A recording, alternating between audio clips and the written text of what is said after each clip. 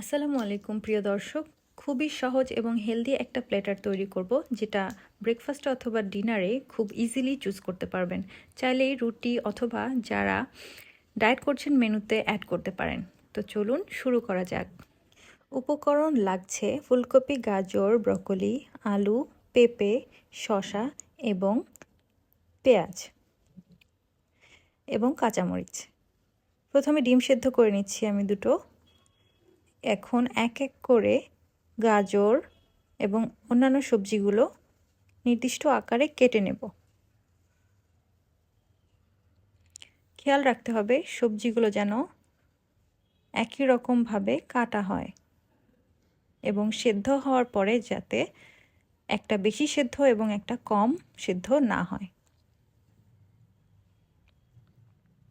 আমি কিন্তু একেবারে তাজা ফ্রেশ যেটা ব্রকলি, ফুলকপি এগুলো নিয়েছি এবং আমি সবজিগুলো সব কেটে নিয়েছি। দেখেন, প্রথমে দেখা যাচ্ছে পেঁপে, গাজর, ফুলকপি, ব্রকলি, আলু, পেঁয়াজ আছে এবং আমি কিছু রসুন কেটে নিয়েছি, কাঁচামরিচ আছে।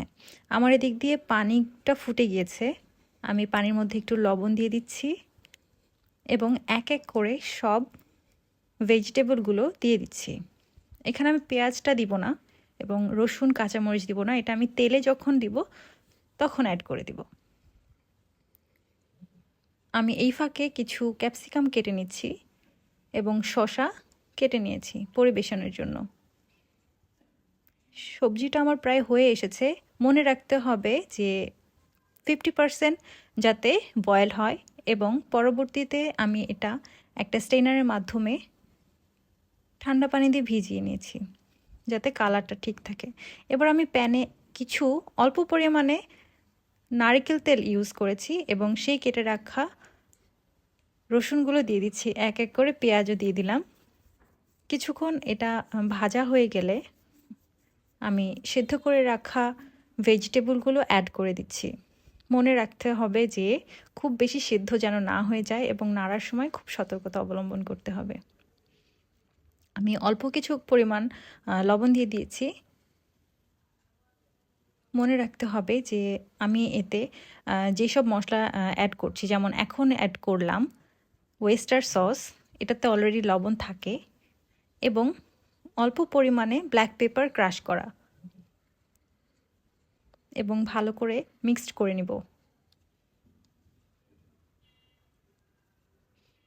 দিয়ে দিচ্ছি কেটে রাখা কাঁচামরিচ এবং সেই ক্যাপসিকামগুলো। আপনি চাইলে বিভিন্ন কালারের ক্যাপসিকাম দিতে পারেন। এবং খুব ইম্পর্ট্যান্ট একটা জিনিস যেটা হচ্ছে আমি একটা কিউব দিয়েছি, সেটা হচ্ছে স্টক, চিকেন স্টক। এবং এই যে রেডি হয়ে গেল আমার সব শেষে একটি হেলদি প্ল্যাটার, যেটা কিনা আপনি ব্রেকফাস্টে অথবা ডিনারেও চাইলে অ্যাড করে নিতে পারেন। সাথে যদি আপনি রুটি দিয়ে খেতে চান, এটা আপনার চয়েস। Thanks for watching.